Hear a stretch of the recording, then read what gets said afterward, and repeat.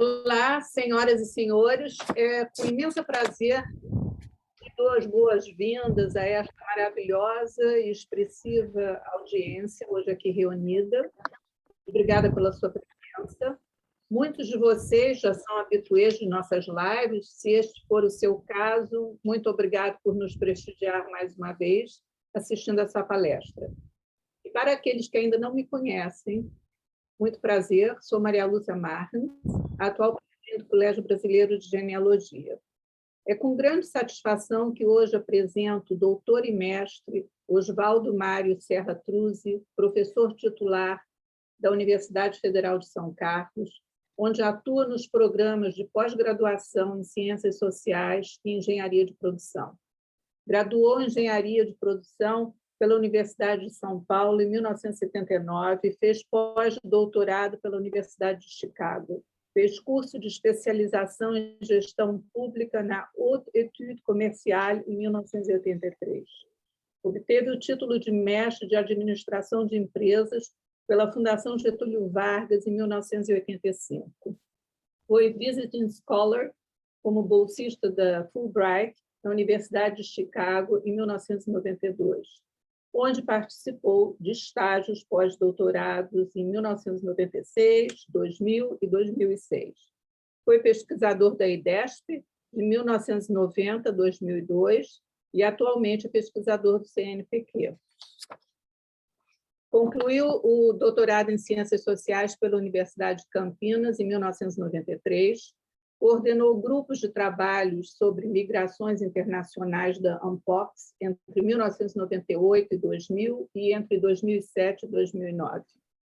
No período de 2000 a 2016, dirigiu a editora da Universidade Federal de São Carlos. Trabalhou na área de sociologia, onde desenvolveu vasta experiência em sociologia das migrações, estudos migratórios e história social da imigração. Organizou seminários, simpósios, congressos sobre esta temática e sobre imigração e cultura árabe. Fez parte da banca examinadora de mais de 150 mestrandos e foi orientador de pelo menos 78 mestrandos até o momento que eu soube.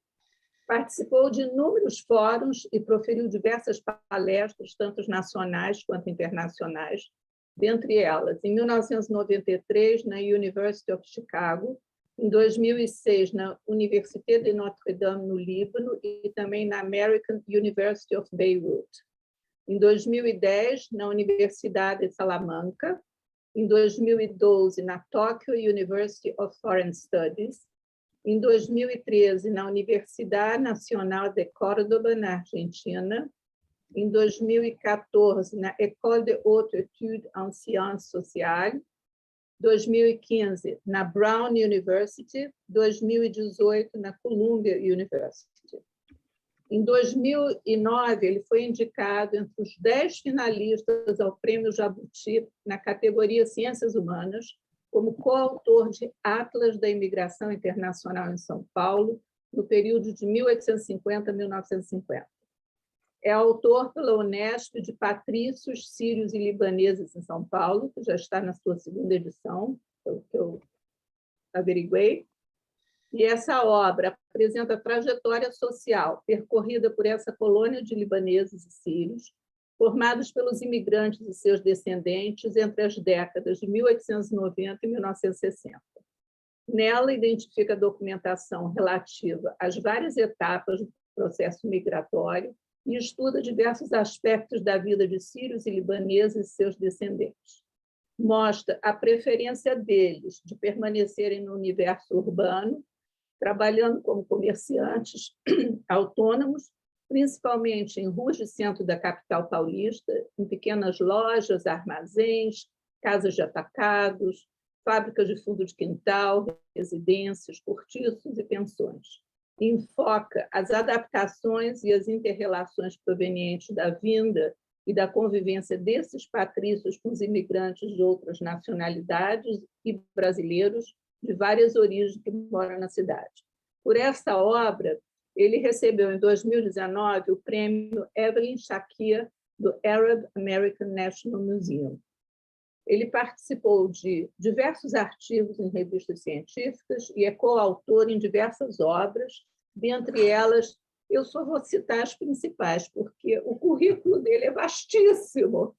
Então, ele escreveu Ocupação dos Sertões de Araraquara, juntamente com Franz Sérgio Folles, que é uma obra que trata do regime de Seis-Marias, do regime de posse, da Lei de Terras de 1850, e organiza o Registro Paroquial das Terras do município de Araraquara, de 1855 a 1858, e ali ele compõe, ele tem ali 638 registros de propriedade. Tá? Também escreveu em coautoria com Ana Silva Volpe Scott, Marina Gouveia, Maria Silvia Beosso Bassanese, Carlos de Almeida Prado Bacelar, o repertório de legislação brasileira e paulista referente à imigração. Escreveu também com mais três, com Boris, Roberto Green e Célia, eu não consegui ver o sobrenome dela, A Imigração e Política em São Paulo. Escreveu, acho que sozinho, Italianidade no Interior Paulista, Percursos e Descaminhos de uma Identidade Étnica, de 1880 a 1950. Também escreveu Pontes sobre o Atlântico, Brasil-Portugal, Pontes sobre o Atlântico, Múltiplos Olhares sobre a imigração. E também escreveu sobre Pioneiros para o Café, experiência de colonos em Nova Lausanne, no interior de São Paulo. Olha, é uma vastíssima bibliografia que ele tem, é uma sumidade que a gente tem aqui diante da gente. E, finalmente, eu vou deixar a palavra com o professor Dr. Mário Truzzi, que vai discorrer sobre os patrícios, sírios e libaneses de São Paulo. Seja bem-vindo. Muito obrigado, muito boa noite a todos. Eu queria agradecer, em primeiro lugar,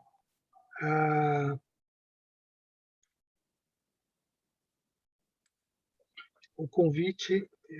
Agradeço a Juliana pelo contato inicial, agradeço à professora Maria Lúcia pela acolhida e pelas palavras talvez excessivamente generosas. Enfim, mas eu estou muito feliz de estar aqui com essa possibilidade de a gente conversar um pouco, de eu expor meu trabalho. Eu havia aberto algumas possibilidades à Juliana,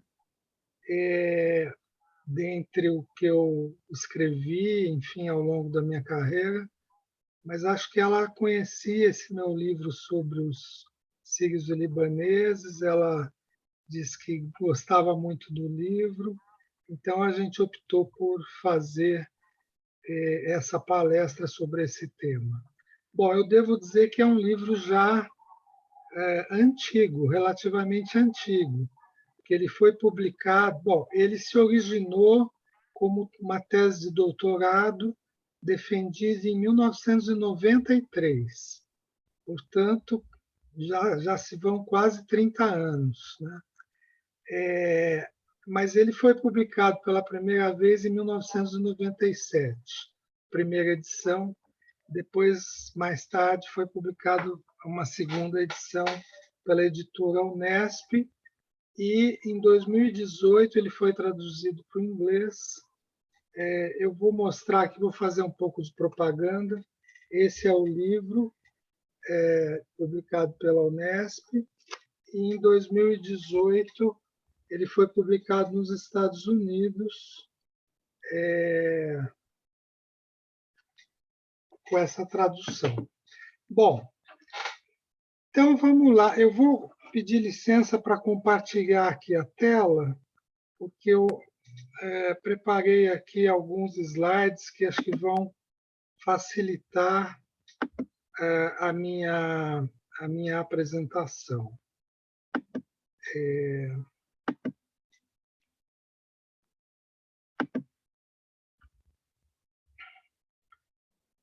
Vocês estão vendo? Sim. Então, ótimo. Então,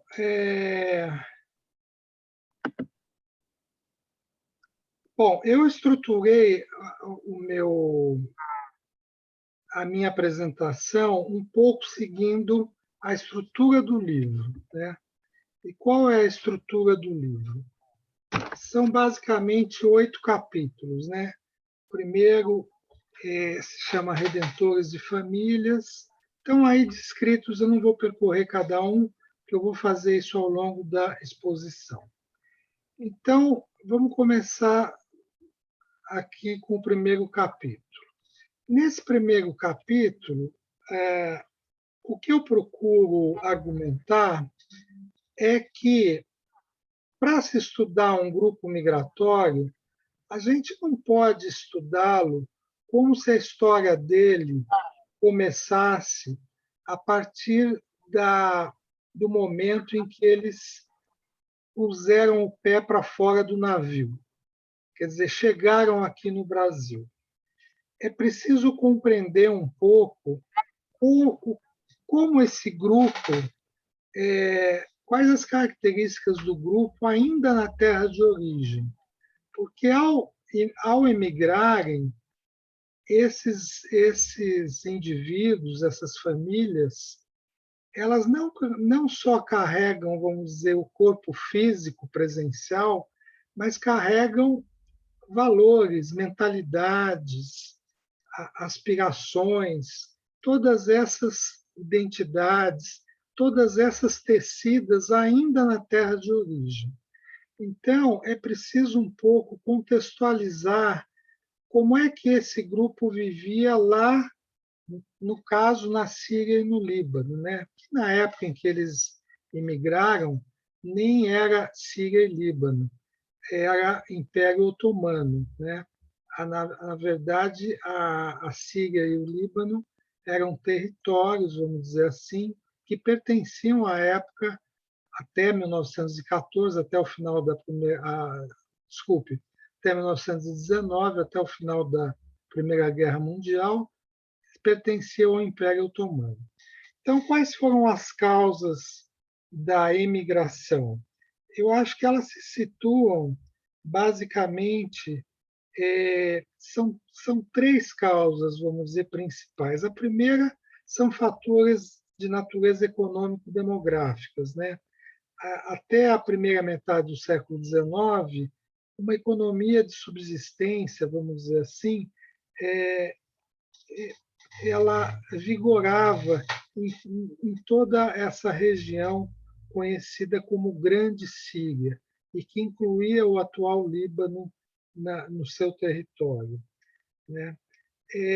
No entanto, a partir daí, a melhoria nos transportes fizeram com que bens manufaturados na Europa começaram a minar, a competir com essa economia doméstica de subsistência.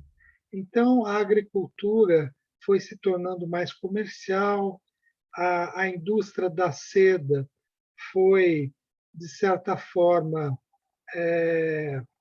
tendo dificuldades em competir com produtos vindos da Europa. Por outro lado, havia uma urbanização crescente, a capacidade de utilização de terras aráveis, que é um problema para a região, porque a gente está, basicamente, em grande parte, é um pouco deserto, são terras que não se prestam à agricultura. Então, a capacidade de utilização de terras aráveis, aliada ao crescimento populacional, que, por sua vez, está vinculado a uma baixa da mortalidade no final do século XIX, tudo isso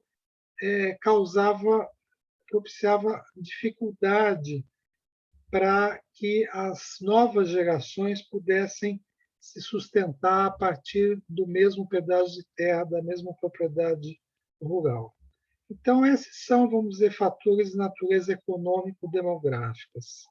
Também há fatores de natureza político-religiosa, né? Entre os quais um certo despotismo dos turcos otomanos. É claro, todo o império, quando chega numa fase de decadência, acaba, vamos dizer, apertando o cinto em relação às populações locais, e, sobretudo, aquelas que são consideradas, que não são, no caso dos sírios libaneses, eles não eram propriamente turcos, era uma região dominada pelo Império Turco, né? Então, os turcos acabaram por fomentar discórdias entre grupos religiosos, sobretudo entre cristãos, que são a maioria dos sírios e libaneses, e, por outro lado, entre muçulmanos e drusos, né? E também uma coisa muito importante ocorreu a partir de 1909, portanto, às vésperas da Primeira Guerra Mundial, e já no ocaso do Império Turco, que é a obrigatoriedade do serviço militar para os filhos, né, para os jovens. E isso era um serviço militar muito difícil, durava, se eu não me engano, 3 anos, e a possibilidade de morte era bastante elevada. Então, por causa dos vários conflitos dentro do Império e fora dele. Então, havia também esse componente que as famílias procuravam, de alguma forma, isentar, livrar os seus filhos desse serviço militar. E também compreendiam que os turcos eram muito déspotas, muito, de certa forma, eles monopolizavam a ascensão social das famílias de origem, castravam, vamos dizer assim, a ascensão social das famílias de origem sírio-libanesa, monopolizando os postos mais importantes. Bom, então, tudo isso era um pouco o contexto das causas da imigração. Mas também é preciso falar um pouco dos pilares da identidade desse grupo, né? Basicamente, eles podem ser, porque isso vai nos dar uma melhor condição para entender por que houve uma febre migratória, né? Basicamente, há 3 pilares de identidade. A religião, há um autor, por exemplo, de origem síria, que é que migrou para os Estados Unidos e que teve até aqui no Brasil, chamado Philip Hitti, e ele escreveu vários livros, e um deles ele abre dizendo que um sírio nasce para a religião, assim como um americano nasce para a sua nacionalidade. Quer dizer, ele quer ressaltar justamente isso, que o lugar que os americanos dão, o valor que os americanos dão em relação à sua nacionalidade é similar ao valor que os sírios dão em relação à sua religião. Como vocês sabem, a região foi berço das 3 religiões mais monoteístas mais importantes do planeta, né? Tanto o judaísmo, quanto o cristianismo, quanto o islamismo. Então, o sentimento religioso, de pertencimento religioso, é muito importante para os sírios e libaneses. E, no caso dessa imigração, nessa época, a maioria deles, dos que vieram, eram justamente os cristãos, porque eles se julgavam, de alguma forma, perseguidos, já que os turcos, que eram os dominadores, professavam a religião muçulmana. E, além disso, outros grupos, que não eram exatamente os turcos, mas também podem ser os próprios sírios e libaneses, há também muçulmanos, há drusos, etc. Então, havia muito conflito. Um outro pilar importante é a aldeia, é o povoado da onde eles vêm, da onde eles se originam, né? Havia uma compreensão, não havia, justamente porque ainda não havia um Estado-nação, a Síria e o Líbano só vão se erguer como Estado-nação a partir por volta durante a Segunda Guerra Mundial, né? Então, já nos anos 40. Então, a identidade, vamos dizer, territorial, não era com a nação, era com a aldeia, com o povoado. Isso é muito importante, porque isso vai refletir depois aqui no Brasil. E também o terceiro pilar da identidade é a família. A família trata-se, claro, de valores patriarcais, né? A, havia havia um sentimento muito muito importante de valorização da família, de preservação da honra familiar, do homem ter o papel de provedor, né? Então, e de que a sua família era, de alguma forma, era algo que sempre merecia ser valorizado. Então, a família é um pilar da identidade muito importante. Quando eu me refiro à família, eu me refiro não à família nuclear, mas à família ampliada. E justamente esse tipo de lógica quer dizer, é que engendrou, em parte, a imigração, porque havia nas aldeias uma certa competição por status dentro das aldeias. E quando o filho de uma família conseguia migrar, seja para o Brasil, seja para os Estados Unidos, e depois, em algum tempo, voltava com muito dinheiro ou enviava remessas e aumentava o status dessa família na aldeia de origem, as outras famílias imediatamente procuravam, se perguntavam, ué, mas por que a gente também não pode mandar alguns filhos para fazer América e a gente obter com isso um melhor status, né? Então, eu vou me permitir ler um trecho aqui do livro, rapidinho, olha lá. Com o sucesso dos primeiros pioneiros que rumaram à América, evidenciado ora por suas remessas de dinheiro, ora por um retorno relativamente abonado, uma verdadeira febre se desencadeou nas aldeias. Então, isso ocorreu.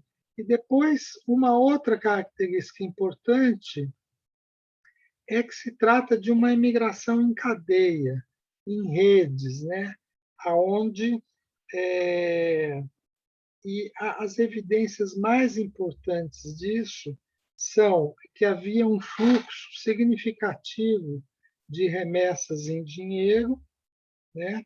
E também o caráter temporário, inicialmente visto como temporário da imigração. Então, inicialmente eles imigravam solteiros e, a partir daí, procuravam, de alguma forma, se dar bem, acumular algum pecúlio para poder ou enviar ou retornar com certo dinheiro à origem. É claro que muitas vezes isso não dava certo, né? Mas inicialmente essa era a ideia, né? Então, por exemplo, no Brasil tem um romance que é muito interessante, de um autor que já faleceu, chama Emil Fará, e o romance se chama Dinheiro na Estrada. E ele, claro, a partir da experiência da própria família dele, ele um pouco imagina essa, as famílias, de alguma forma, perdendo seus filhos e muitos não conseguindo imigrar de volta, não conseguindo voltar para a América, né? para a Síria e para o Líbano. Então, eu vou ler aqui um trecho do romance que é muito interessante. Ele fala assim: e agora, com 20 anos nessa mina do Brasil, já não encheu o bornal da fortuna de que tanto falava? É a mãe escrevendo para um filho no Brasil. Então, por que não vem? E você? Ele é o mais velho, mas autorizei você a puxar-lhe as orelhas. Assim, então por que não fez? Vocês todos são uma súcia. Estão apalavrados para me deixarem na berlinda, chorando num canto da casa, escondida, para que seus irmãos, suas irmãs daqui não vejam. Só peço a Deus para me, para que, para não me deixe sentir o tempo. Para mim, vocês saíram anteontem. Bom, e aí ela vai, essa mãe que perde acho que 7 filhos para o Brasil, ela vai um pouco se lamentando por carta. O importante aqui é ver que, inicialmente, havia uma predisposição de voltar, mas isso acabou nem sempre sendo possível, sobretudo a partir da deflagração da Primeira Guerra Mundial. Então, esse é um outro fator importante, a competição por status na sociedade local. E a saída era justamente imigrar para a América. Então, o argumento central desse capítulo é que a imigração dos sírios e libaneses jamais pode ser compreendida como uma empreitada de aventureiros desgarrados do tecido social na terra de origem. Ao contrário, o que os dados revelam é que havia um forte compromisso familiar. A imigração de uns era muitas vezes tornada possível pela presença dos que ficavam na terra de origem, né? E dessa forma, muitas vezes o correio se tornou a instituição mais importante nas aldeias na origem. Muitas cartas eram lidas em praça pública, porque elas traziam notícias, oportunidades para emigrar e também, às vezes, dinheiro. Então, esse é um esboço geral, vamos dizer, da primeira parte aí da... Então, olha, esse aqui, por exemplo, é uma foto obtida aqui no Brasil de alguém que imigrou, tá certo?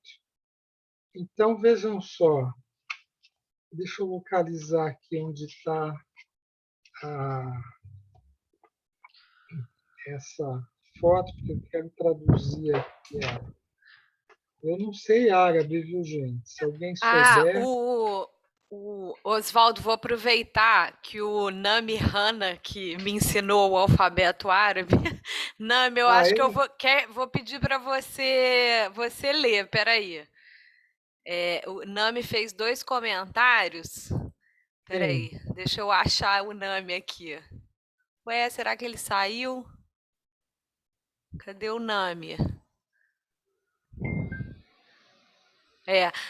Eu não tô, eu tô achando que ele caiu. Mas, Oswaldo, se você puder clicar ali embaixo para aumentar a sua tela. Para aumentar? Sabe aquele embaixo que tem uma... Isso, tá. Foi? Deixa eu ver Foi? Foi. Agora tá a tela então, toda. essa primeira foto diz assim: minha imigração se prolongou e também o esforço para eliminar a barreira entre nós. Talvez em breve nos encontremos, não mais apenas em sonhos. Nesses tempos traiçoeiros, se no estrangeiro eu morrer, ficará para vocês a minha foto. Então vejam que é um laço profundo. Essa outra foto é mais interessante ainda, porque ela foi tirada em Beirute e foi enviada ao Brasil. E no verso da foto se lê o seguinte: como queria muito vê-los e não consigo, e a brisa do alvorecer não me trouxe nada de vocês, nem mesmo uma pequena folha, apesar do tempo de espera. Eu lhes enviei esta foto minha, como se eu, por ela, pudesse vê-los, mesmo que por um minuto. Rogo ao justo para que ele continue defendendo-os quando acuados.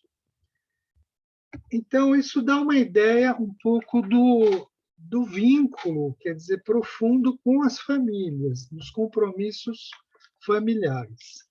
Gente, eu estou preocupado com o tempo. Eu estou ainda no primeiro capítulo.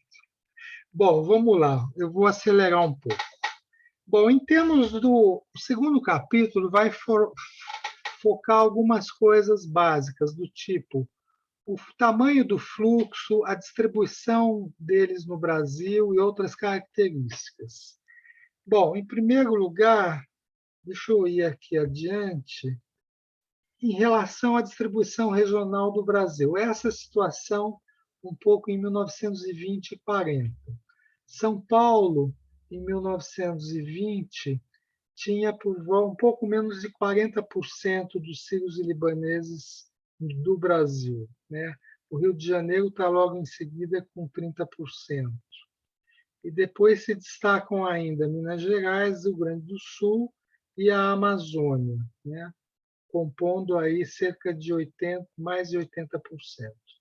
Em 1940, São Paulo passa a ter quase 50% dos sírios e libaneses do país, o Rio de Janeiro, um quarto, e as outras posições se mantêm um pouco diminuindo, né?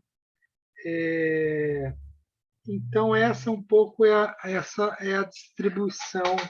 Desses 19.285 sírios e libaneses que habitavam o estado de São Paulo em 1920, cerca de 40% encontravam-se na capital, na cidade de São Paulo. Tá? Bom, como vocês sabem, é uma imigração, como já foi dito pela Maria Lúcia, de característica urbana. Por que Mascate? Por que eles não foram, por exemplo, como os italianos, que foram em grande parte para o colonato, trabalhar nas fazendas de café, como italianos, espanhóis, portugueses, enfim? Porque o meu argumento é o seguinte: na origem, eles tinham pequenas propriedades rurais. Então, embora eles fossem agricultores na origem, quando chegaram aqui, eles se depararam com uma estrutura fundiária já completamente fechada, onde a possibilidade de ser pequeno proprietário envolvia você trabalhar durante anos no colonato, às vezes só a segunda ou terceira geração conseguia aí conquistar uma pequena propriedade. Essa é um pouco a história dos italianos. Então, frente a isso, eles têm uma outra coisa importante para dizer. Embora eles fossem pequenos agricultores na origem, eles próprios comercializavam os produtos que eles produziam. Então, eles tinham uma experiência comercial. Então, quando chegaram aqui, eles, frente a essa rigidez da estrutura latifundiária, eles optaram por mascatear. Por quê? Porque era uma coisa que eles, de alguma forma, já tinham uma experiência no comércio e que, de certa forma, dependia de muito pouco capital, que eles não tinham, não vieram com capital para cá. Então, eles acabaram abraçando, desse modo, a mascateação. Por outro lado, havia um enorme campo a ser explorado, porque o Brasil, na época, tinha recém saído da escravidão, era uma sociedade bastante estratificada, entre grandes proprietários e ex-escravos e colonos europeus que estavam chegando. Então, havia todo um mercado nas fazendas, né, de café e nas cidades também.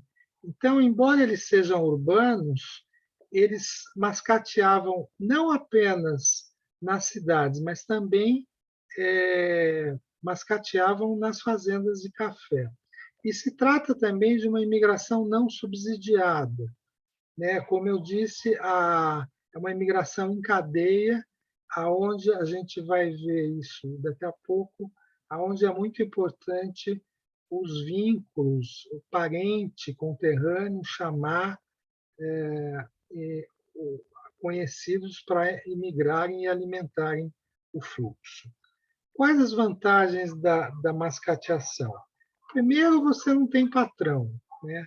Você é diferente, por exemplo, dos imigrantes que entraram no colonato ou nas indústrias como operários e que eram submetidos a uma jornada extensiva, enfim, e que acabaram entrando, vamos dizer, no operariado rural ou urbano.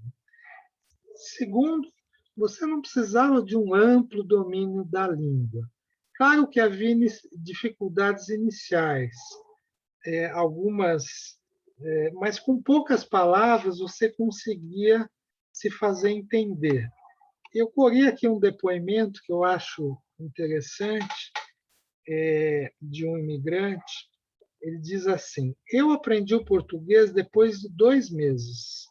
Eu fazia sinais, a mesma coisa que um mudo fazia, um sinal, outro sinal. Quando eu chegava, me perguntavam: o senhor já almoçou? Eu dizia que sim, mas era mentira, eu nem sabia o que era almoço. Chegava de noite: já jantou? Sim. Nas casas de fazenda, me davam leite com farinha de milho à noite, antes de dormir. Depois, quando eu soube o que era almoço, janta, aí eu dizia não.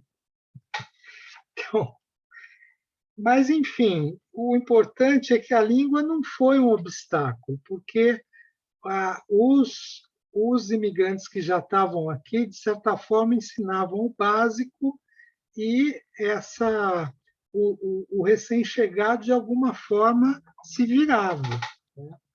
Também uma vantagem é que havia crédito. A própria colônia acabou fornecendo crédito em mercadorias, né? Então, isso, os imigrantes já bem posicionados, que já funcionavam como atacadistas, acabavam fornecendo mercadorias aos recém-chegados. E o campo de trabalho, eu já falei, tanto urbano quanto rural, e isso foi muito além de São Paulo. Por exemplo, há um papel importante dos sírios libaneses na economia da borracha na Amazônia, né, onde eles mascateavam de barco, nos chamados regatões. O papel das redes é muito importante, porque havia fornecedores, havia créditos, havia favorecimento, havia certa acolhida entre conterrâneos, entre parentes. Em São Paulo, o núcleo fornecedor se concentrou na Rua 25 de Março. Eu imagino que no Rio de Janeiro, pelo que eu sei, é o Saara, né?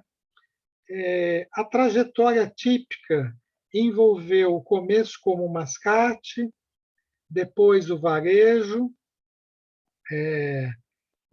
se estabelecer com uma lojinha, Depois, alguns conseguiam se firmar no comércio por atacado, sobretudo a partir dos anos 30, 40, e alguns ainda menos acabaram atingindo até atividades industriais, né? Esse é o percurso mais ou menos típico. Eu tenho aqui algumas fotos, né? Então, essa é uma foto clássica de um mascate. Aqui já é uma loja, né, na 25 de março. O setor típico é roupas e armarinhos, né? Bom, isso é uma coisa muito importante. Os sírios e libaneses acabaram apresentando duas características simultaneamente, que explicam um pouco o sucesso deles. Em primeiro lugar, eles são muito urbanos. Vejam que aqui na escala, no eixo vertical de ocupação urbana, eles só estão atrás dos judeus. Mas os judeus, como vocês notam, são muito pouco distribuídos pelo território de São Paulo, que é o caso aqui, né? E se concentram muito na capital. Ao contrário dos sírios e libaneses, se estão no eixo horizontal, vocês têm o coeficiente de distribuição, que mede um pouco o grau de dispersão deles no Estado. Vejam que os espanhóis são os mais dispersos, em seguida os italianos e logo em seguida os sírios e libaneses. Então, eles apresentam essa dupla característica. Ao mesmo tempo, são bastante urbanos e, ao mesmo tempo, estão muito espalhados por todas as cidades. Uma vez eu entrevistei um deles, ele me falava: olha, sírio libanês você encontra em qualquer buraco. Bom, então, aqui em 1920, a distribuição, as maiores concentrações dos sírios e libaneses na capital, que é o mais importante, e depois em outras cidades. Vejam que a cidade que tinha mais sírios e libaneses em 1920 é no extremo no noroeste do estado, que é São José do Rio Preto. Por quê? Porque aí era até onde os trilhos chegavam.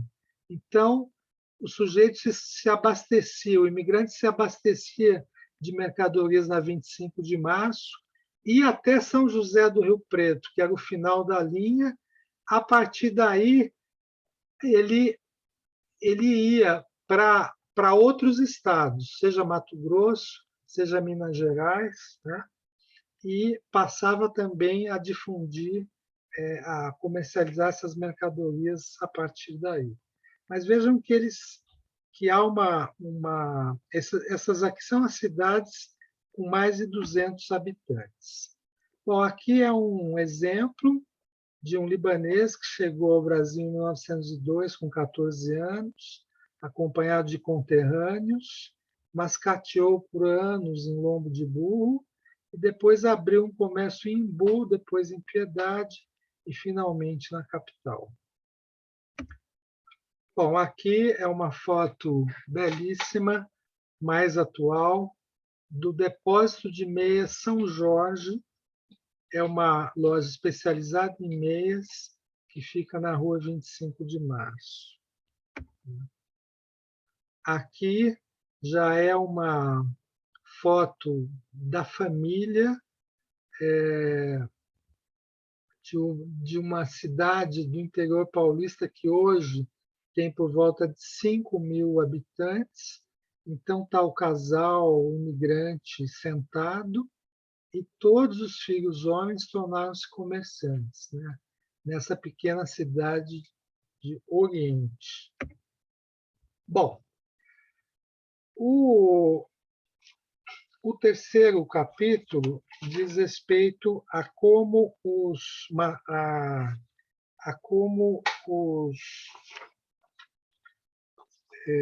a colônia, de alguma forma, se diferenciou, né?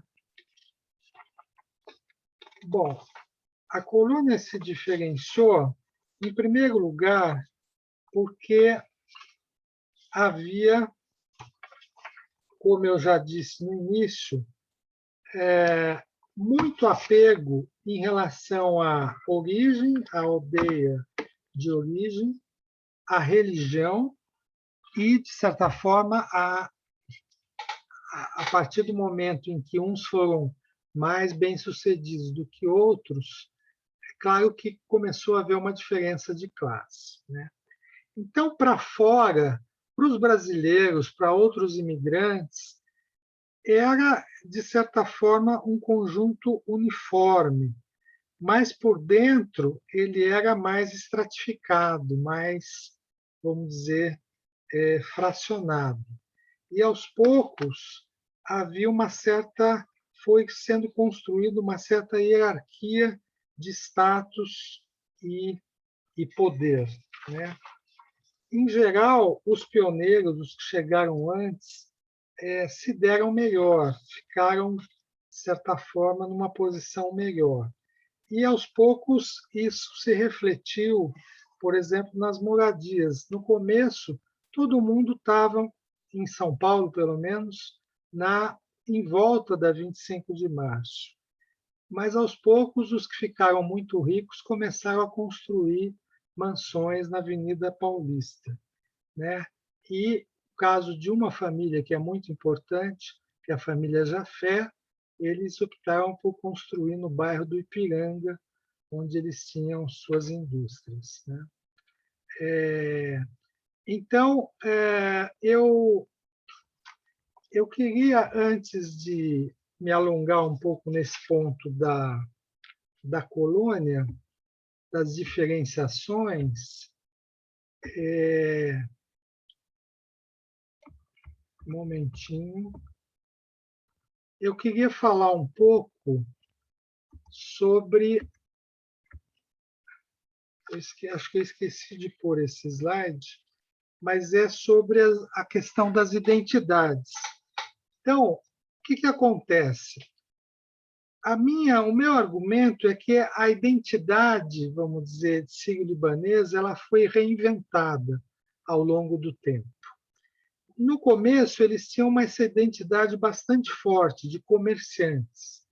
Eu vou ler aqui para vocês rapidamente um trecho de como um historiador dos anos 30 via o grupo, né? Que é o L. Júnior. Veja só, nas baixas camadas, o sírio prefere ser um mascate ambulante, vendendo meias, sabonetes, carretéis. Jamais ele vestiria o sobretudo do operário industrial ou empunharia a enxada do lavrador. Nas cidades, não os vemos trabalhar nesses mistérios subsidiários das atividades urbanas. Eles não são motorneiros, condutores de veículos, não são carroceiros, nem chofer, não são operários municipais, não são pedreiros, sapateiros, pintores, varredores de rua, carpinteiros, marceneiros, padeiros, leiteiros, serviçais. Nada disso. Tudo isso lhes repugna profundamente. Só há um campo que eles aceitam, por mais árduo que seja, porque aí há um fundo comercial. É o do mascate. Então, vejam que é uma identidade muito forte que os outros tinham sobre a colônia libanesa. Uma imagem muito forte de mascates. E a essa imagem se associou ainda a alcunha, vamos dizer assim, de turcos, que é uma alcunha, vamos dizer, imprópria, porque eles não eram turcos. Eles provieram de um território que era dominado pelos turcos. Na verdade, os turcos eram seus opressores. Mas como eles chegavam aqui com passaporte turco, acabaram sendo chamados de turcos. do ponto de vista da sociedade nativa, havia poucos elementos para distinguir entre quais eram sírios e quais eram libaneses, né? E também eles eram vistos com certa suspeição, porque casavam-se muito entre si, não se misturaram, não se misturavam, não eram rurais numa época em que a imigração tinha sido concebida para justamente suprir a mão de obra rural, para trabalhar como colonos. Então, tudo isso provocava certa suspeição, certo preconceito.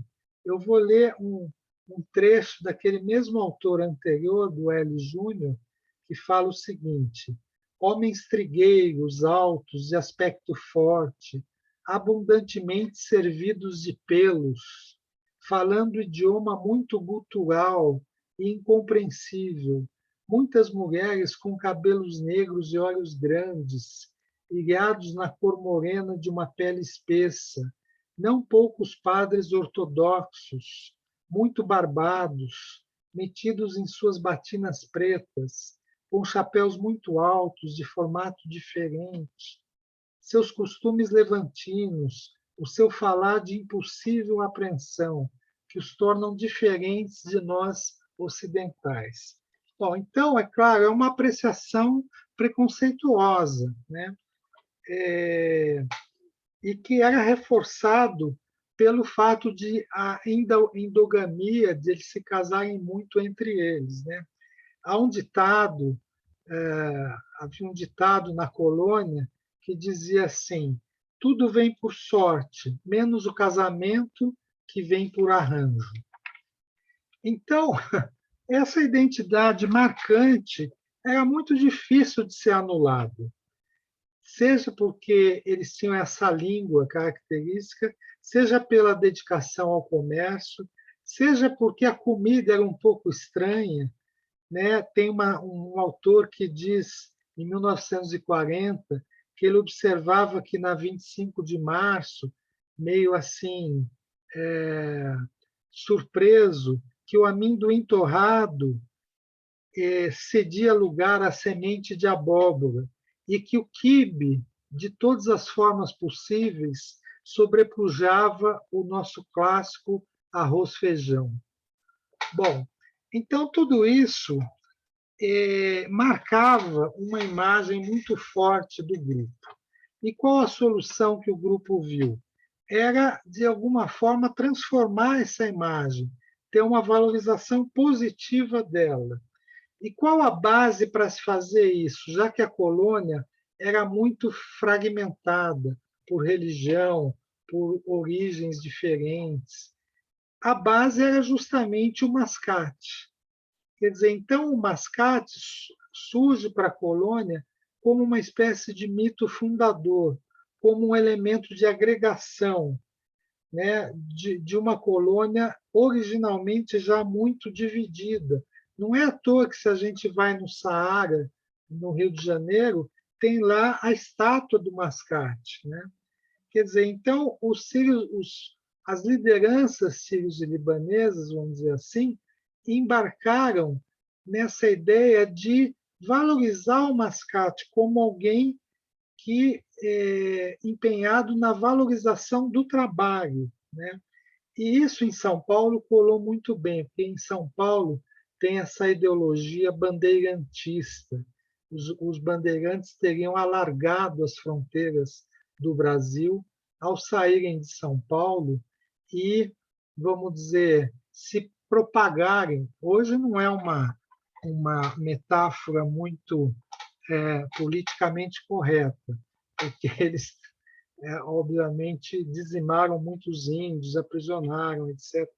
Mas, enfim, até os anos 40, 50, a imagem de São Paulo era muito associada ao papel do bandeirante. E o que os sírios e libaneses fazem? Eles procuram se associar a esse espírito bandeirante entre os paulistas, argumentando que o Mascate era um verdadeiro bandeirante, porque ele integrava o território pela difusão das novidades da capital pelo interior do Brasil afora. Então, veja só. Então, de certa forma, a imagem há esse fenômeno de uma identidade reinventada, de uma identidade revalorizada simbolicamente, e o elemento essencial é o trabalho, é a valorização do trabalho e do indivíduo que inicia como mascate e vence na vida, e que ainda contribui para difundir o progresso das mercadorias da capital, distribuindo isso para os interiores do Brasil. Bom, então, isso é o que eu tinha que falar um pouco sobre as identidades. Então, retomando a questão da colônia, como ela se diferencia, eu já me referi aqui à questão da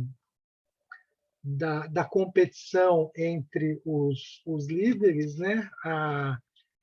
Não, da diferenciação espacial na capital, alguns vão para a Paulista, e queria me referir também à competição entre as lideranças étnicas, né? Bom, isso aqui é uma coisa muito interessante que diz assim, são dois quadrantes, né? No quadrante superior direito, que éramos, e no quadrante superior inferior esquerdo, o que nos tornamos, né? Então, é um pouco a autoimagem do sucesso da colônia. Bom, aqui é uma das mansões construídas na Avenida Paulista, infelizmente já demolida, da família Camasmi. Aqui é uma cerimônia. As lideranças competiam por prestígio, por status, em geral praticando filantropia, né, ou fundando clubes que, de alguma forma, homenageavam a sua cidade de origem. Então, essa foto diz, está esse casal à esquerda, que são os doadores, né? E eles estão doando alguma coisa para um hospital, ou para um asilo, ou para alguma instituição beneficente. Então, ali tem o busto da pessoa que se quer homenagear, o bispo atrás, na extrema-direita, consagrando o evento, e provavelmente ali é o diretor da instituição, um pouco ao lado do bispo. Então, de alguma forma, isso ocorreu. Havia essa competição entre os líderes, né? E também, no caso dos casamentos entre ricos, também era muito, muito importante, porque havia um elemento não só cultural, mas também de valorização do patrimônio. Também havia uma certa tensão entre os ricos, que eram considerados, que eram bem-sucedidos economicamente, mas mas eram ignorantes, porque não haviam estudado, e, por outro lado, intelectuais da colônia, que vieram do Líbano e da Síria, diplomados, etc., mas não encontraram aqui meios de valorizar esse capital intelectual. Então, dependiam um pouco desses ricos. Bom, depois, rapidamente, eu queria ainda falar que há um capítulo que explora como é que esses imigrantes, os filhos, a primeira geração nascida no Brasil, como é que eles vão abraçar, como é que tem essa aspiração do filho se tornar doutor e, portanto, ter um diploma de profissão liberal, que, em geral, poderia ser ou médico, ou advogado, ou engenheiro.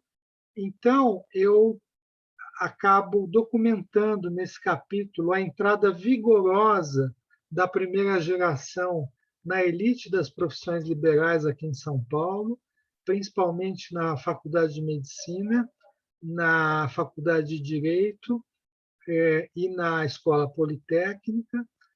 Também observo que alguns médicos já haviam se formado na terra de origem e migraram para cá.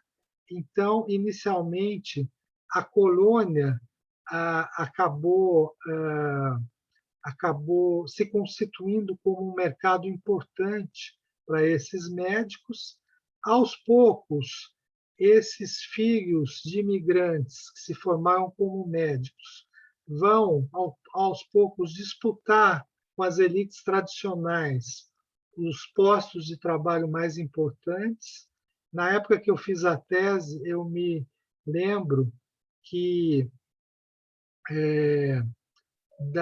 do Hospital das Clínicas, na época, havia um conselho diretor e, em 1990, 3 dos 5 membros desse conselho eram filhos de sírios e libaneses. Então, vejam que eles foram muito bem-sucedidos nessa entrada vigorosa na elite das profissões liberais. E o mesmo em relação ao direito e, em certa medida, à engenharia. E eu queria terminar esse item dizendo que há uma coisa,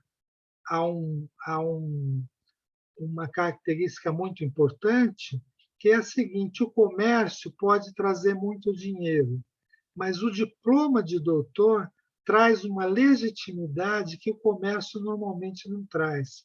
O comércio, normalmente, ele é visto como uma atividade, ou pelo menos era visto como uma atividade com certa suspeição, aquela coisa, ele comprou barato, vai vender caro, etc.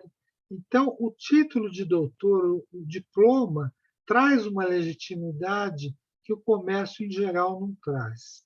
E isso é muito importante para o tópico seguinte, que vai documentar a entrada vigorosa dos patrícios na política.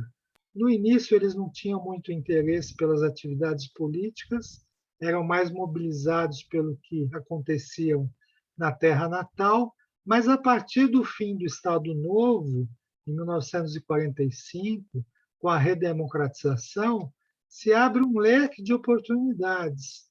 Então, aqueles filhos de imigrantes que haviam, de modo geral, se formado como doutores, que haviam obtido diploma, são os que justamente vão, em geral, se credenciar como políticos. Então, as carreiras políticas, elas começam muitas vezes localmente, seja na capital, em São Paulo, seja em cidades do interior paulista, e logo esse vereador ou prefeito acaba conquistando algum cargo na Assembleia Legislativa do Estado e mesmo na Câmara de Deputados Federal, e por aí vai. Então, há uma certa... No começo, o voto da colônia era muito importante, mas só o voto da colônia não basta. Era preciso alargar, de certa forma, esse voto. E, para isso, justamente foi muito importante aquela distribuição inicial a que eu me referi, o fato de ser uma colônia muito bem distribuída em várias cidades, há uma certa capilaridade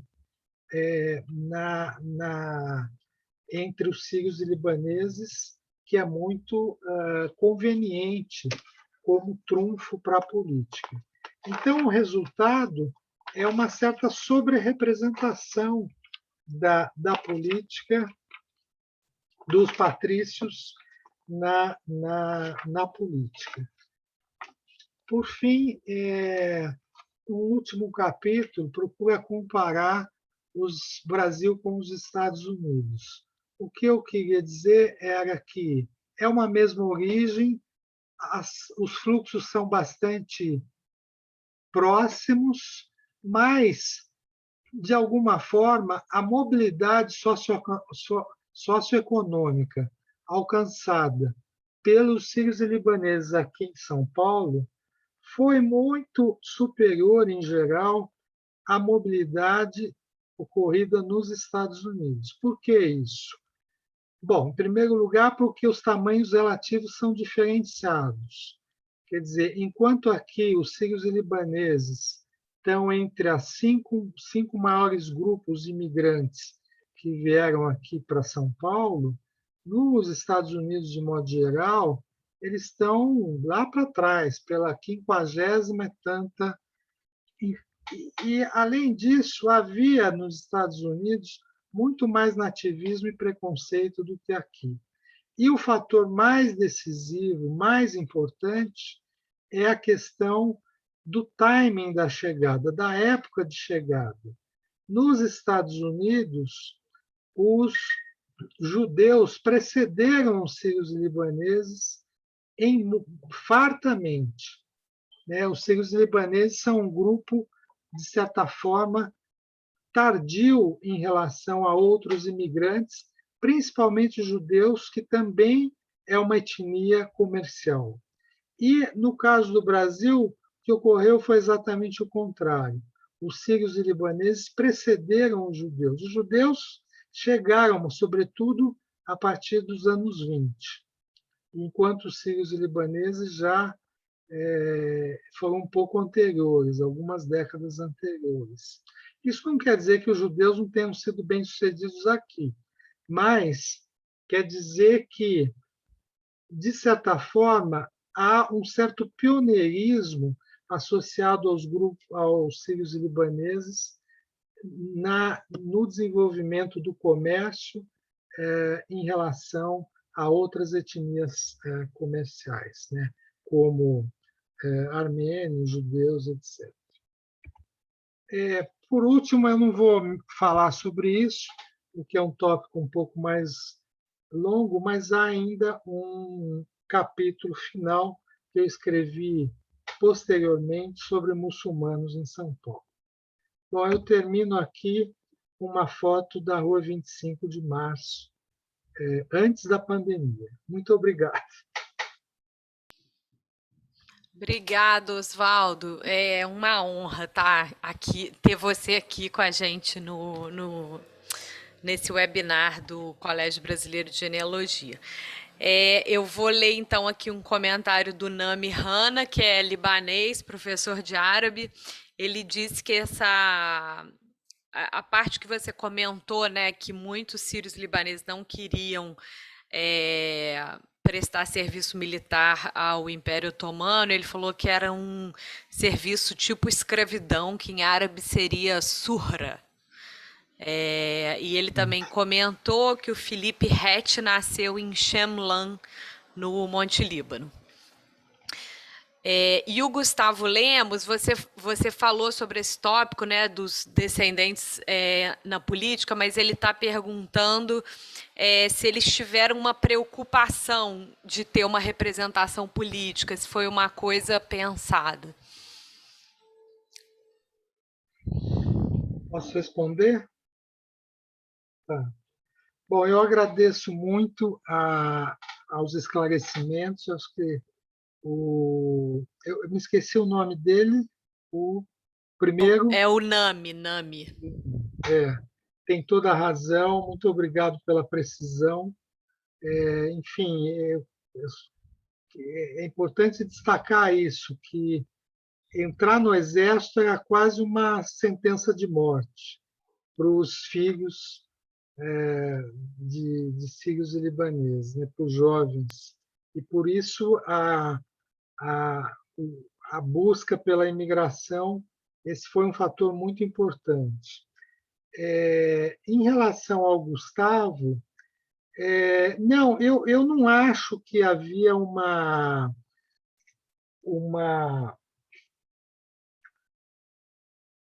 articulação, vamos dizer, da colônia no sentido de se fazer representar politicamente. Eu não desconheço isso. O que eu acho é que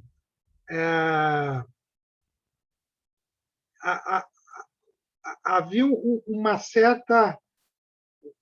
De certo modo, era um caminho meio natural.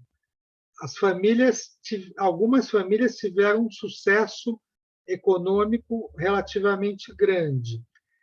Elas conseguiram, com isso, formar seus filhos como doutores.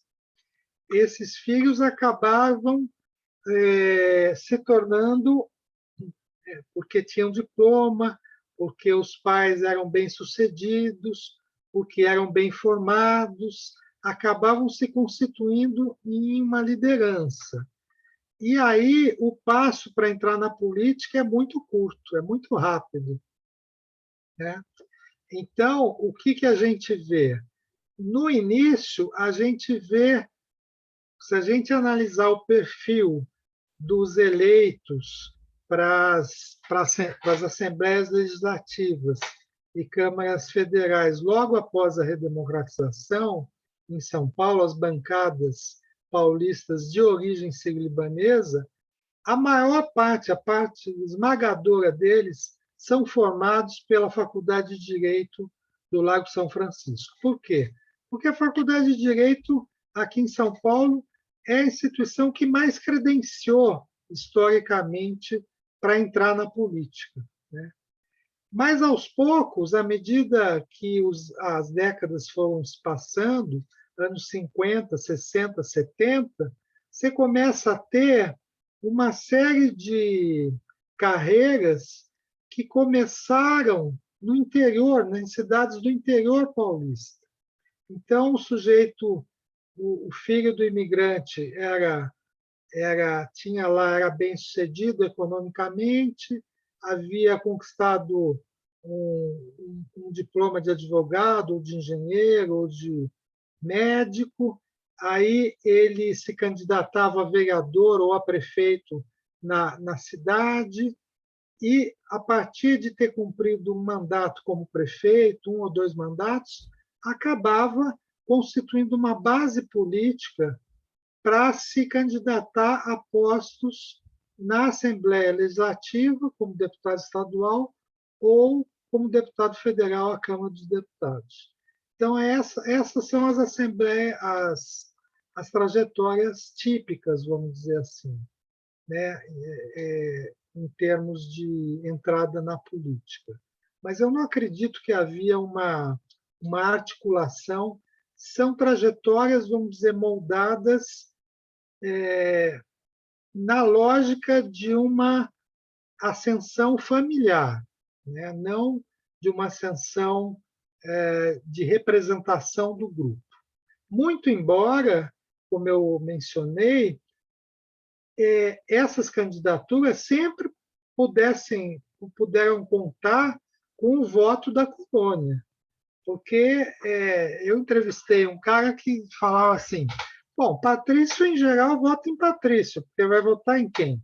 Vai votar em quem conhece, em quem tem um vínculo, em quem, se alguma coisa acontecer de grave, pode recorrer, pode falar que eu tenho um conhecido que é teu conhecido. Enfim, essa coisa da rede entre os sírios libaneses, eu não sou descendente, mas eu estudei. Talvez a Juliana possa dar o seu depoimento como descendente. Mas eu acho que é muito forte, e ela funciona para todas as esferas, entendeu?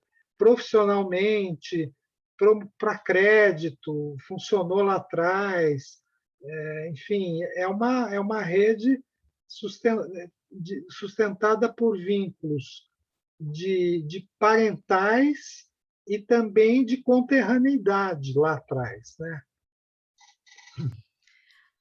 Bom, a Leia está fazendo um comentário dizendo que cresce a admiração por esses imigrantes corajosos, te parabeniza pela pesquisa e pelo estudo, diz que é brilhante.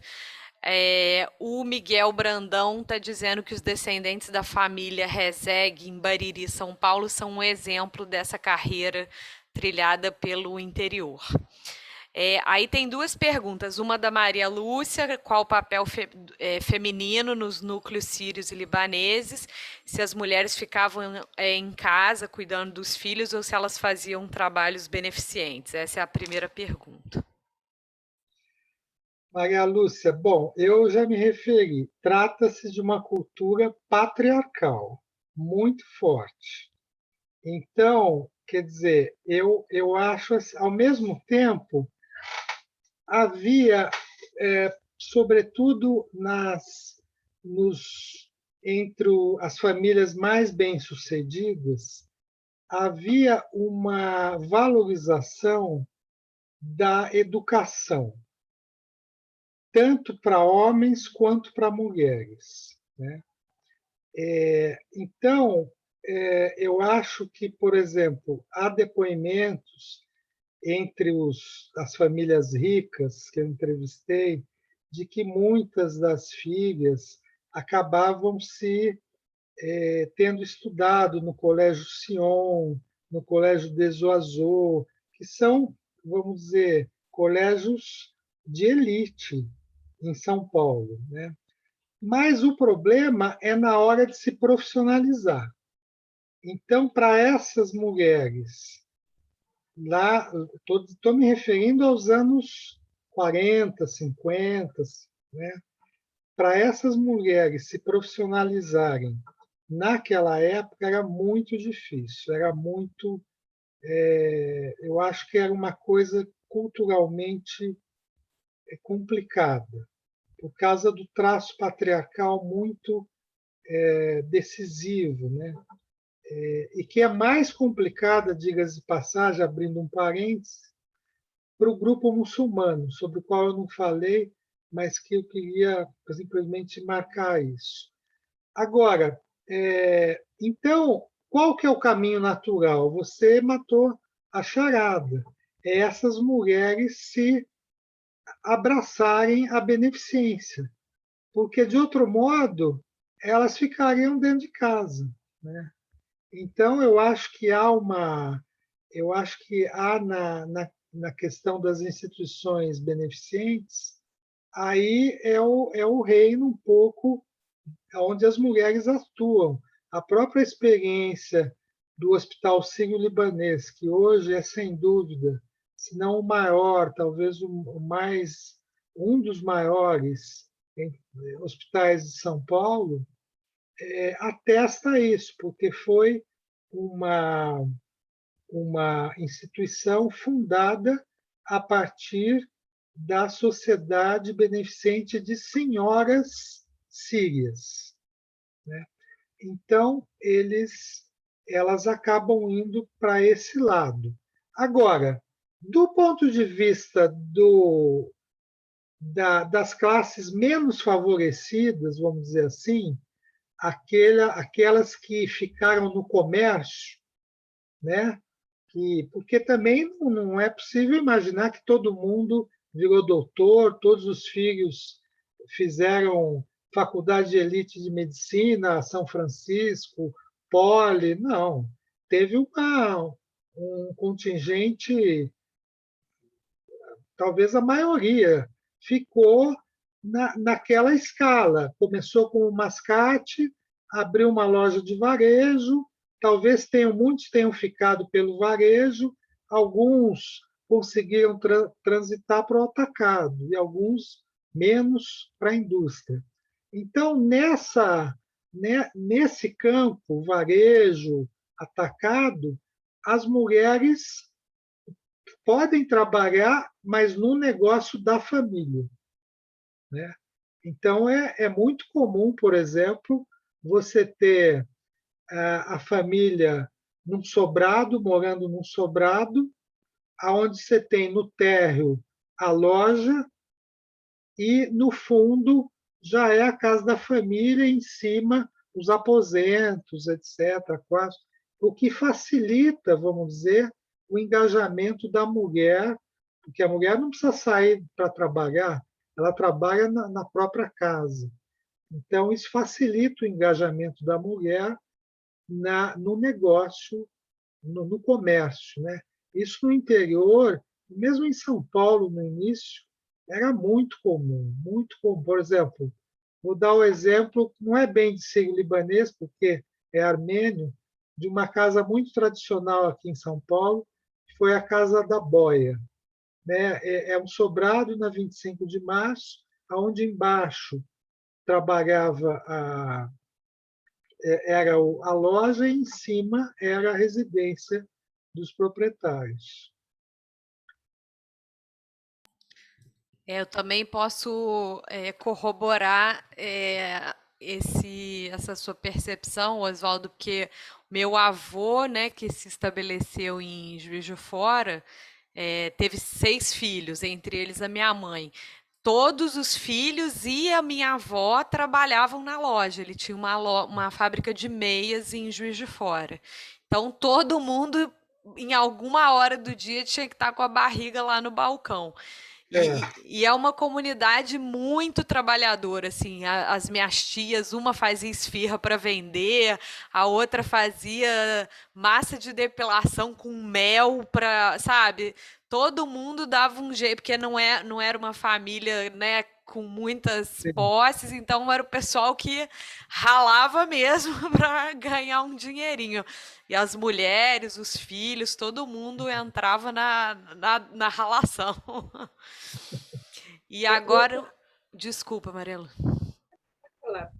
É que eu pude perceber pela descrição que você fez da casa de sobrado, que a loja era embaixo e em cima morava a família, muitos portugueses também fizeram isso. Também, é verdade.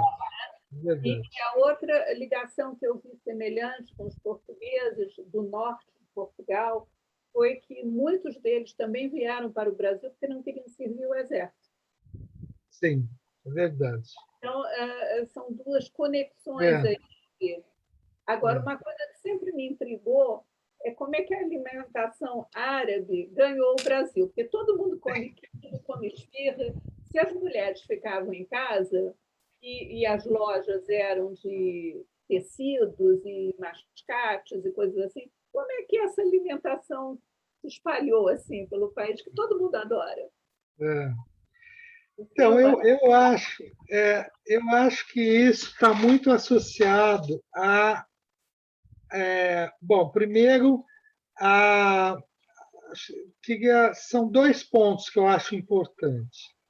Primeiro, de um modo geral, entre os grupos imigrantes, a comida, de certa forma, funciona como uma espécie de esteio da cultura, né? de valorização da ancestralidade. Né?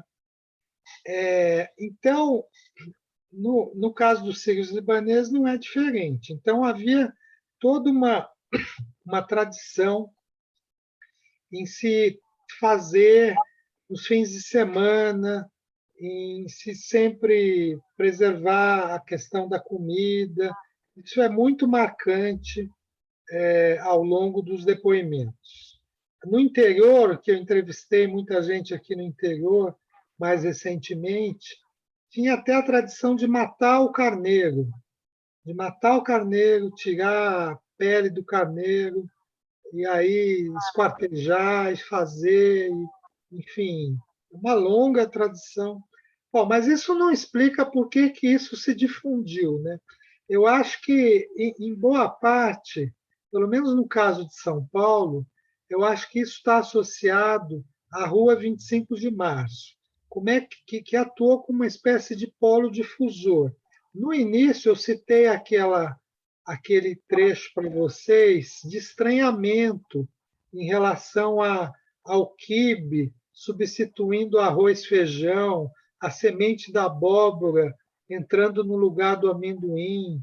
Mas o fato é que isso foi ganhando, às vezes, cada vez mais popularidade, e eu acho que isso é um fenômeno, de certa forma, único na América Latina. Eu não conheço um outro país, eu já fui várias vezes, conheço razoavelmente. Por exemplo, vamos pegar a Argentina. Você não entra numa num bar, num boteco na Argentina, né? E pede uma esfirra. Não tem isso.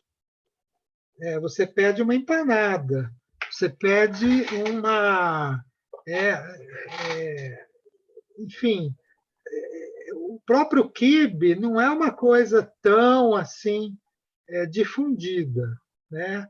Por exemplo, para você comer um quibe com coalhada, bom, você tem que ir num restaurante árabe. Para você comer baba ganoush, você tem que ir num restaurante árabe. Na Argentina, no Uruguai, no Peru, enfim. Você tem que ir num. Aqui não.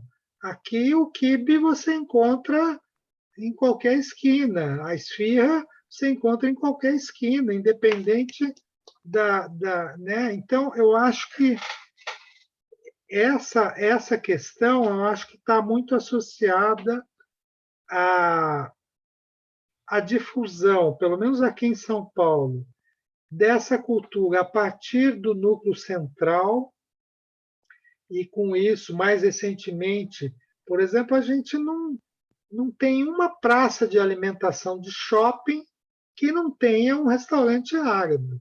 Não existe isso, né? Seja em qualquer lugar do Brasil. Isso não é comum em outros países da América Latina, e então eu acho que há essa. Isso também eu acho que está associado ao tamanho da colônia no Brasil, né? O Brasil é o país que tem mais descendentes de sírios e libaneses de todo o planeta, né? Então, isso é algo importante, né? Assim como, por exemplo, vamos comparar com os judeus nos Estados Unidos. A comida judaica né, nos Estados Unidos é muito mais difundida do que é aqui no Brasil. Por quê? Tem a ver com o contingente, né, de pessoas, tenho a impressão, né? É claro que há outros fatores também, né? Por exemplo, como é que a gente explica a pouca visibilidade da comida? Eu não sei aí no Rio de Janeiro, talvez seja mais forte, mas aqui em São Paulo, a comida espanhola tem pouca visibilidade em relação, por exemplo, à comida italiana, que tem muito mais, mas muito mais. Os espanhóis aqui, mas isso está associado ao quê? Está associado ao fato de os espanhóis aqui no estado de São Paulo terem se dirigido inicialmente a ocupações muito mais rurais do que urbanas. Então, eu acho que a questão da comida está muito associado também a uma inserção urbana. Se o grupo é muito rural, aí a coisa não vai muito, não progride muito. Eu concordo com você com o fator urbano. Eu acho, por exemplo, que talvez porque as mulheres libanesas, sírias libanesas, fizessem beneficência, talvez elas dessem jantares, almoços, e Sim, se a pode cultura ser. ajudar. Eu vejo isso no Espírito Santo, que tem uma grande colônia síria-libanesa também, e lá você pode encomendar festinha pronta de comida síria-libanesa, né? É. Não tem aqui no Rio eu nunca vi você chegar e dizer assim, eu quero 50 pratos de baba ganoush. Lá você consegue fazer isso, porque a comunidade necessita isso, né? Então, eu tenho uma teoria que eu acho que foi através dos jantares que Pode davam, ser. e aí foi difundido e a pessoa disse, isso é tão gostoso, aí começa a pedir receita. E eu acho isso interessante, como é que uma comida ganha o país, assim, porque é um traço cultural, bem cultural, das mulheres que ficavam em casa, né? Esse é que é o detalhe, né? Olha, eu vou dar um exemplo. Eu aqui em São Carlos, que é uma cidade de 200 e poucos mil habitantes, uma cidade média, tem muita, mas eu conheço pelo menos 3 mulheres que você pode ligar e falar, olha, tem um jantar para 15 pessoas a semana que vem. Você poderia preparar? Elas fazem. E fazem muito bem. Fazem, você escolhe, não é que elas fazem você escolhe. O senhor quer carneiro, o senhor quer outra coisa, o senhor quer, enfim, o senhor quer mais salgadinho, ou quer mais pasta, ou quer o que vai de prato principal, enfim. Eu faço uns docinhos. Fora os doces, né? Aqui no Rio tem também, Maria Lúcia. Depois passa o telefone da minha tia. Eu fazer de família libanesa. Dizer que o meu filho era melhor do que o dela. Oswaldo, a Heloísa, nossa amiga Heloísa, está perguntando o seguinte: houve um momento determinado que o imigrante percebeu ou decidiu que não voltaria mais para lá. Você acha que disso veio um esforço para os filhos ficarem imersos na nova pátria e os pais não exigiam mais que eles aprendessem o árabe e frequentassem colégios brasileiros?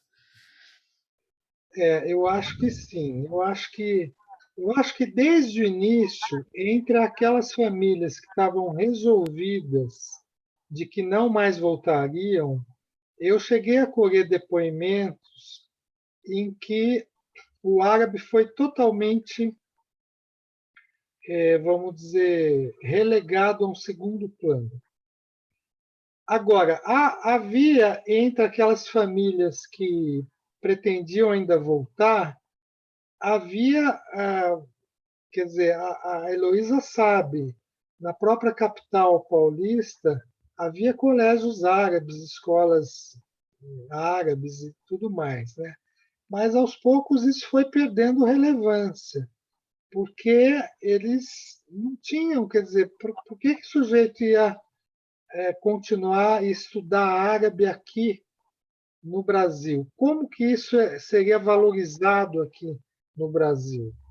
Então, os imigrantes logo perceberam que, para aqueles que decidiram ficar, eu acho que um ponto assim importante é a Primeira Guerra Mundial, porque aí eu acho que você tem uma quebra. E depois da Primeira Guerra Mundial, alguns voltaram, mas muitos voltaram e decidiram reemigrar para o Brasil, porque perceberam que as oportunidades econômicas aqui eram muito maiores do que lá. Então, acabaram definitivamente vindo para cá. E aí o árabe perde um pouco o sentido, né? Tanto é que, como eu me referi lá atrás, aqueles que migraram eram intelectuais, quer dizer, falavam árabe muito bem, eram escritores, etc. e tal. Chegaram aqui, eles não tinham muito como valorizar isso, esse conhecimento. O que eles iam fazer? Alguns fundaram escolas, colégios, mas elas foram perdendo cada vez mais importância.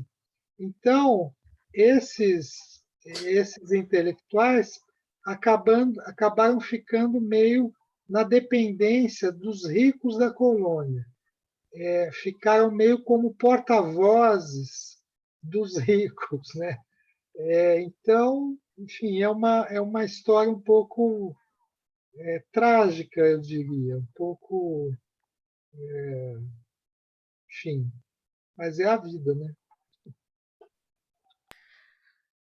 Oswaldo, uma pergunta minha, né? Já que você já tinha me dito que você não é descendente de sírios libaneses, o que te despertou o interesse em estudar esse grupo? Olha, não foi por livre e espontânea vontade, eu devo confessar. É que eu tinha, eu tinha feito no mestrado, eu tinha feito um trabalho de história regional. eu já estava contratado aqui pela Universidade Federal, aqui em São Carlos, e eu decidi que seria interessante, já que eu gostava da universidade, ia passar um bom tempo aqui, estou até hoje aqui, eu decidi que eu gostaria de estudar, compreender melhor a região. E aí eu comecei a estudar a formação da população e percebi que a imigração, sobretudo de italianos, teve um papel muito importante aqui para a formação do povo nessa região, como de resto em todo o interior de São Paulo. Então eu tinha defendido essa dissertação, logo ela foi publicada, e aí eu havia dedicado 3 capítulos da dissertação aos imigrantes. Um que descrevia eles no meio rural, outros no meio urbano e outro como empresários, né? E então eu tinha essa dissertação e tal, e concomitantemente um professor meu que foi justamente quem me orientou no mestrado, lá na GV de São Paulo, na Fundação Getúlio Vargas. E mais o Boris Fausto, que vocês certamente conhecem, eles estavam montando um grupo de pesquisa para estudar migrações urbanas, porque eles acreditavam que muita da literatura, da bibliografia sobre São Paulo, sobre imigrantes em São Paulo, dizia a respeito aos imigrantes no colonato, no meio rural, se eles tiveram ou não acesso à propriedade rural, ao fato de que eles substituíram a mão de obra escrava e tudo isso. Mas que pouca atenção havia sido dada aos imigrantes no meio urbano. Então, eles constituíram essa equipe. O Sérgio, que havia já sido meu orientador no mestrado, me chamou e chamou outras pessoas, e na hora de dividir as tarefas, acabou sobrando os sírios e libaneses. E eu resisti um pouco. Eu falei, olha, eu não tenho nada a ver com... Eu não sei árabe, não pretendo estudar, não tenho nada a ver, não tenho nenhum vínculo familiar a que eu possa recorrer. Enfim, mas o Boris, principalmente, falaram, não, mas você já estudou outro grupo, sabe como é que é, e eles são muito importantes, esse grupo é essencial, e você tem que se embrenhar nisso. E aí eu acabei me embrenhando. Virou uma Enfim. autoridade no assunto, referência para todos nós que estudamos sírios e libaneses. Foi isso. E Ótimo. aí, até hoje, quer dizer, veja, faz quase 30 anos que eu fiz esse trabalho e eu não consigo me livrar dele. Vira e mexe, ele está na minha agenda. Está no teu DNA. É do escritor. Bom, gente, não temos mais perguntas. Eu quero de novo agradecer.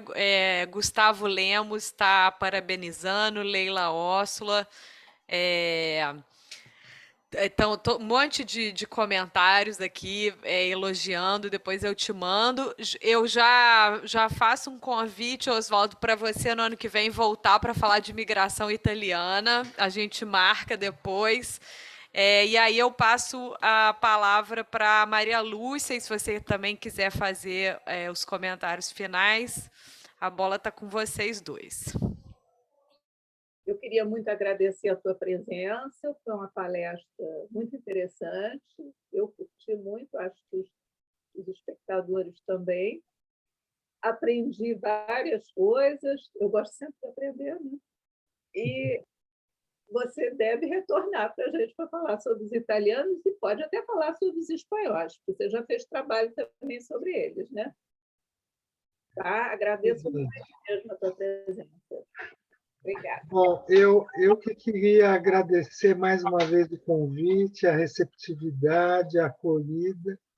E eu, enfim, como vocês perceberam, eu gosto de falar. Então, se vocês querendo me convidar, eu estou sempre à disposição. É um prazer. Muito obrigado pelos que me ouviram. E, enfim, muito obrigado pela presença. Bom, gente, a palestra vai ficar gravada, depois a gente manda o link e esqueci aqui de falar, mas a gente pede para o Oswaldo falar sobre esse livro também na próxima, que é super interessante. E até a próxima, gente. Boa noite. Boa noite.